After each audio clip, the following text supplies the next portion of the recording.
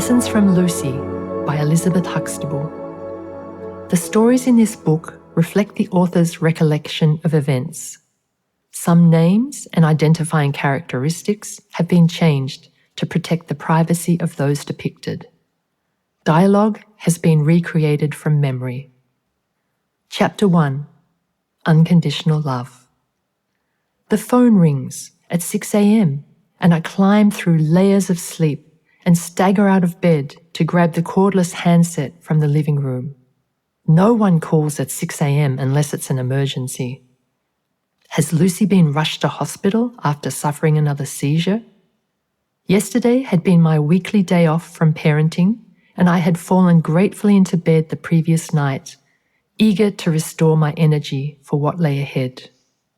Lucy attended the Ballarat Specialist School for Disabled Children, and at the end of her day, a wheelchair bus had transported her to the respite home near the school, where the staff had been trained to care for her intense needs.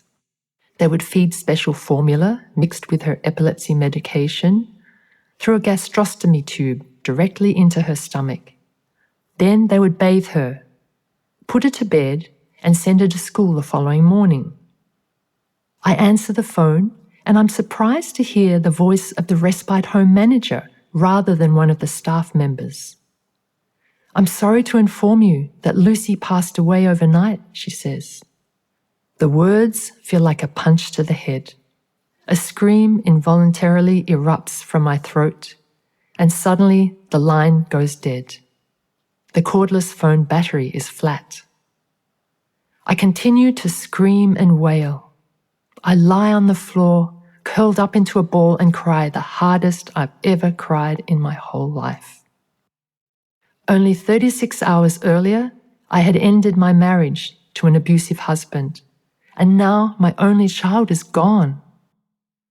As the crying subsides, numbness sets in.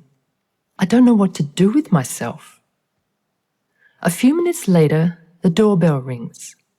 It's the local ambulance paramedic. His daughter is in the same class as Lucy attends at the local school 2 days a week. He's a kind and friendly man. He explains that the manager of the respite home thought I must have fainted from shock when she couldn't hear me anymore, so she phoned for an ambulance. I explain that the cordless phone simply ran out of battery. This man is a godsend. We sit down to a hot cup of tea, and I pour out my shock and confusion. I tell him about the healing session the day before. My friend had recently been trained in a technique to cancel the energetic, karmic, and emotional contracts we have with others, the ones that no longer serve us.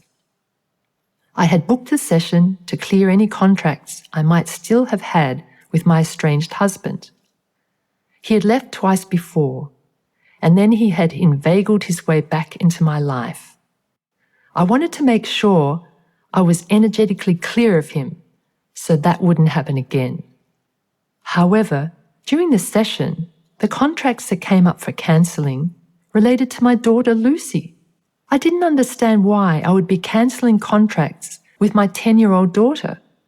She was totally dependent on me in every way. Now everything suddenly made more sense.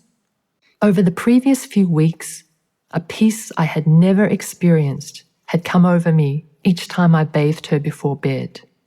Previously, I had viewed bath time as a huge chore. I would start by undressing her on the hospital bed in which she normally slept.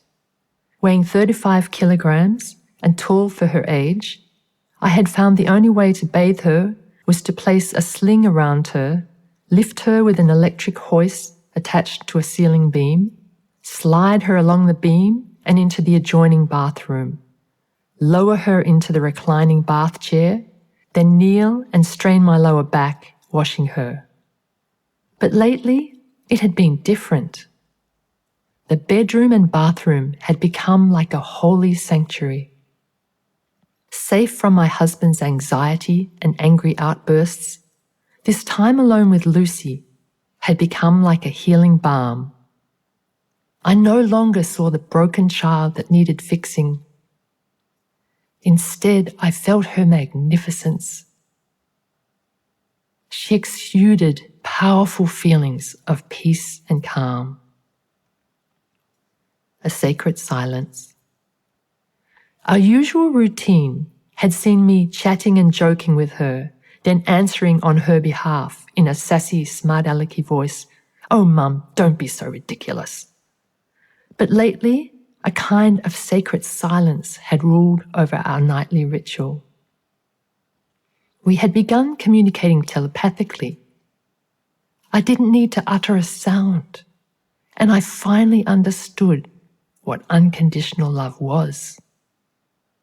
I remember shedding tears of joy and awe as I telepathically told her how honoured I felt to have the opportunity to serve such an incredible being of light.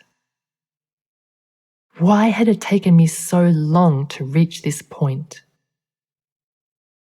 I wondered if it was possibly because my relationship with my husband had deteriorated so much.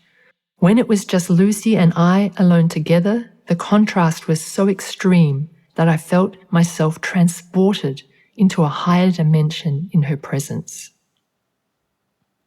Her stepfather had come to resent those bath times.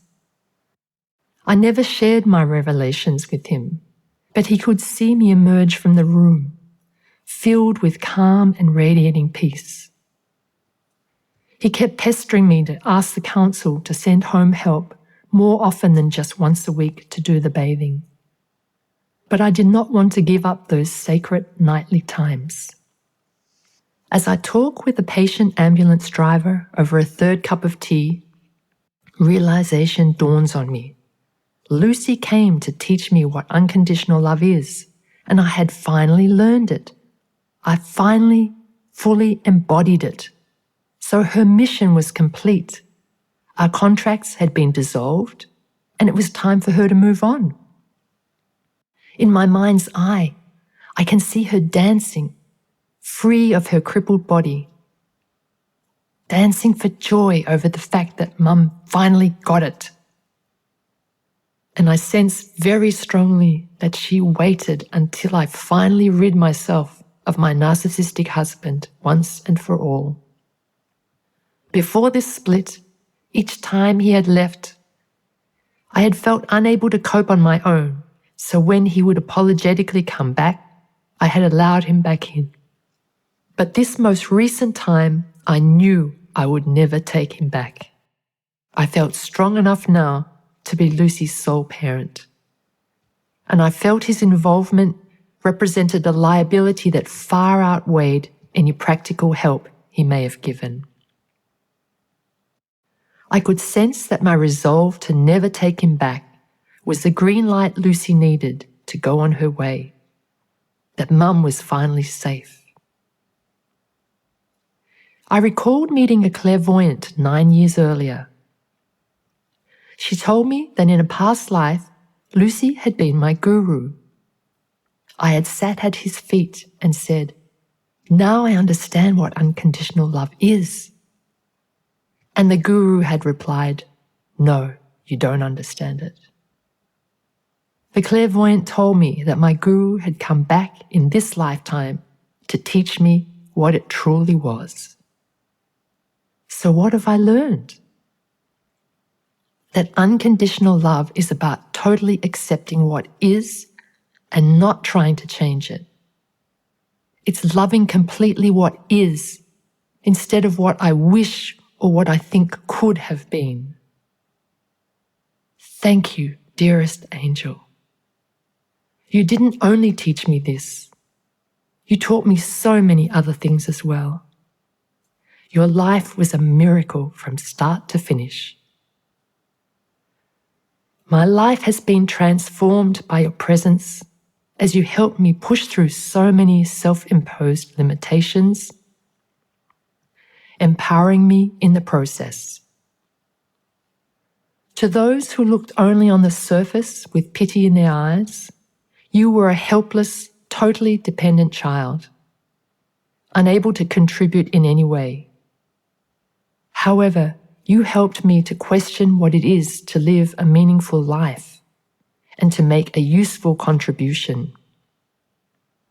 I recognized that rather than being a curse, your presence in my life was the greatest gift a parent could ever receive. 2 of your old classmates, now young women, managed to track me down more than 10 years after you left us, to share how you had contacted them, one through a medium, the other through a meditation. Both received uplifting messages that touched their hearts. Your legacy lives on.